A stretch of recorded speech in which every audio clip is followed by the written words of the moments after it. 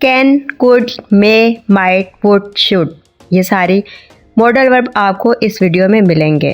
Can का मतलब होता है सकता है। ही कैन रन, वो भाग सकता है। कुड का मतलब होता है कर पाया या कर सकता था।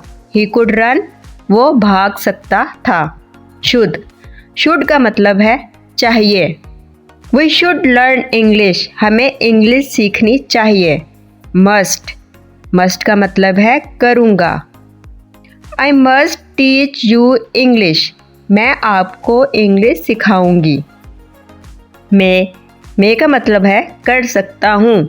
जैसा कि मैं कहती हूँ इट मे रेन टुडे, आज बारिश हो सकती है।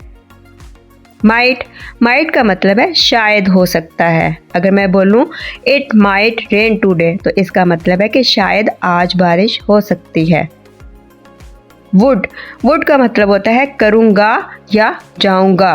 आई वुड गो टू लाहौर, मैं लाहौर जाऊँगी। उम्मीद है कि आपको वीडियो पसंद आई है। अगर वीडियो पसंद आई है तो वीडियो को लाइक कर दें और चैनल को सब्सक्राइब कर दें। Thanks for watching.